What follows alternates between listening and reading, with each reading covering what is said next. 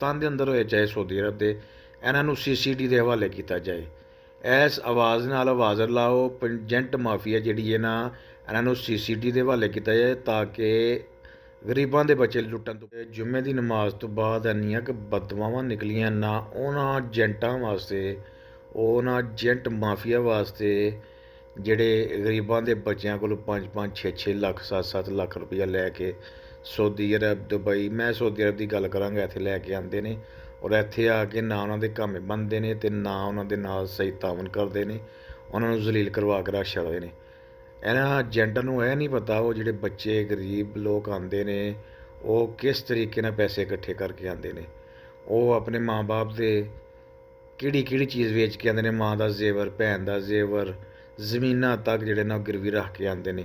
ਲੇਕਿਨ ਇਹ agent mafia, ਜਨਮੀ mafia ਜਿਹੜੀ ਹੈ ਨਾ, ਉਹਨਾਂ ਗਰੀਬਾਂ ਦੇ ਜਿਹੜਾ ਨਾ ਉਹ ਫਿਰ ਇੱਥੇ ਆ ਕੇ ਉਹਨਾਂ ਨੂੰ ਧਮਕੀਆਂ ਦਿੰਦੇ ਨੇ, ਅਗਰ ਤੂੰ ਇਹ ਕੰਮ ਕੀਤਾ ਜਾਂ ਲੇਬਰ ਕੋਡ ਕੀਤਾ ਜਾਂ ਸ਼ੋਰ ਕੀਤਾ ਤਾਂ ਅਸੀਂ ਤੇਰਾ ਖਰੂਜ ਵੀ ਲਾ ਦੇਣਾ। ਉਹ ਖਰੂਜ ਦੀ ਵਜ੍ਹਾ ਤੋਂ ਉਹ ਬੰਦੇ ਬੱਚੇ ਇੰਨੇ ਡਰ ਗਏ ਹੁੰਦੇ ਨੇ ਕਿਉਂਕਿ ਉਹ ਵਿਚਾਰੇ ਪਿੱਛੇ ਕਸ਼ਤੀਆਂ ਜਲਾ ਕੇ ਆਏ ਹੁੰਦੇ ਨੇ, ਪਿੱਛੇ ਰਿਹਾ ਹੀ ਕੁਝ ਨਹੀਂ ਹੁੰਦਾ। ਉਹ ਗਰੀਬ ਫਿਰ ਚੁੱਪਗਾ ਰਹਿੰਦੇ ਨੇ, ਇਹ ਜ਼ੁਲਮ ਕਰਦੇ ਰਹਿੰਦੇ ਨੇ, 5-5 6-6 ਮਹੀਨੇ ਉਹਨਾਂ ਨੂੰ ਜ਼ਲੀਲ ਕਰਦੇ ਨੇ।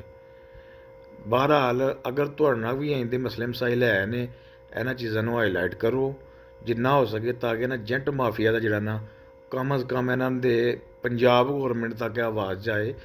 ਇਸ ਏਜੰਟ ਮਾਫੀਆ ਚਾਹੇ ਪਾਕਿਸਤਾਨ